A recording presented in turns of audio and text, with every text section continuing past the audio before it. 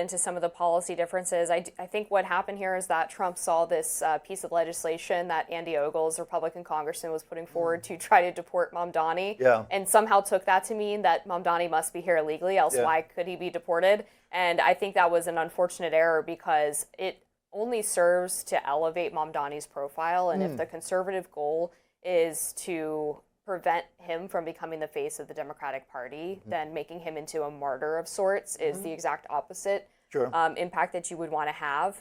I do think it's important to provide context on the arrest comments, which is that he was responding to Mamdani's comment that he was going to stop ICE from deporting neighbors, to which Trump replied, well, then we'll have to arrest him, which would be a legitimate arrest. If you impede federal law enforcement operations, that is illegal. So I think it was quite less deserving of the hysterical response that it received. On the point about the funding as well, it was my understanding that he was making the point that if Mamdani wins the election, that he does get to exercise some power of the purse through executive power in order to either pool, let's say, funding from New York for being a sanctuary city or other things of that nature, which is pretty standard political fare. Yeah, I mean, I just think that, I guess I didn't read the comments that way about Mamdani. I took it to mean that Trump was going to use political leverage to somehow thwart him or to punish New York if they elected Mamdani. I just want to get back to the Ogles thing, though, because I thought that was pretty terrible of the congressman. And I think there is real reason to be concerned about that on free speech grounds as well. Because Andy Ogles wrote this letter contending that the potential deportation of Mamdani and the denaturalization of him should be looked into. And the two examples he cited where Mamdani did some rap songs when he was younger, and there's a lyric in them about supporting the Holy Land Five, and the lyric says, "My guys." Briefly, the Holy Land Five were people who were convicted in a very controversial case in New York where they had funneled charitable donations to an organization that was allegedly linked with Hamas. But those charities had been the US government had in fact worked with some of those same charities. And in any event, speaking up on what is a contentious case is not supporting Hamas or supporting terrorism. The other instance that Ogles cited was not even Mamdani using the phrase globalize the Intifada, but refusing to condemn it.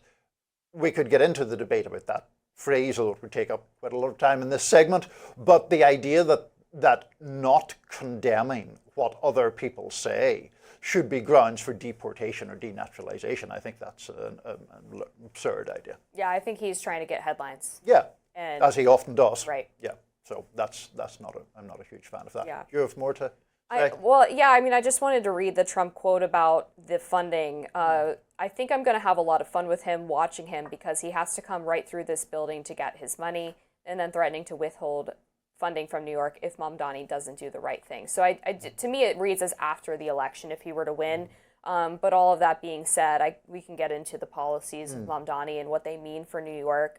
I mean, I think one of the things that New Yorkers have identified to me as the most concerning is the previous comments about defunding the police. He's walked back on that a little bit during the campaign, but it's sort of like the classic bait and switch where it's like, well, we're not defunding the police, but we are going to reroute funding to mental health professionals to help deal with, mental crisis situations, which, I would love to hear your take on this. I think it's one of those policies that sounds nice on its face, but in practice doesn't work all too well, because these situations where you do have someone in a mental health crisis can turn violent unexpectedly. And I think it's generally a good idea to have someone there who has the ability to respond with force or to protect that mental health professional if they need to.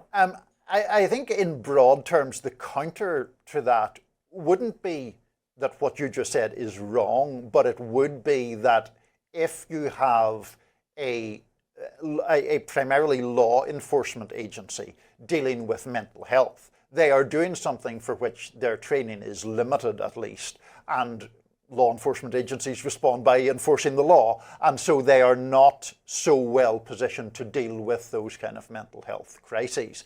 It is true that Mamdani has shifted slightly from that rhetoric. It's also really interesting to me, this idea of the city-run grocery stores. That apparently has been tried in some other cities. It is much more interventionist than we're accustomed to seeing in American politics. I don't have any problem with it, and I take his argument at his word that part of the intention is to try to keep prices down and have a government alternative to private enterprises. I've no objection to that, but it's pretty far to the left by American political standards, which is one of the reasons I find it interesting, but a lot of other people are obviously appalled by it. Yeah, I mean, I think one of the big problems is that when you're talking about grocery stores, they have some of the slimmest profit margins of any industry, somewhere between 2 to 3% on the high end. So government involvement in trying to keep down prices that are already pretty, not far above where you would be able to actually make money, is going to be a huge cost suck and potentially lead to shortages. Yeah, well, that may be true in terms of the overall national picture or the overall industry. But, I mean, I lived in New York for 8 years. One of the issues is certain neighborhoods that are so-called food deserts, where, for example, it's bodegas and so forth that are the main, a supplier of food. And those and food is often priced at a very high level there and not particularly healthy. So I'm in favour of his government-run food stores, but we'll see how it all works. Yeah, I'm curious to see how that works, because a lot of studies have suggested that food deserts are a supply and demand issue as opposed to an intentional keeping of healthy food from certain neighborhoods. I mean, I don't think they're intentional in the sense of nefarious, but I do think that there's an argument. Low-income neighborhoods tend to struggle with that issue. Up next, GOP Chair Virginia Foxx blasted Democrat Maxwell Frost. We'll tell you why.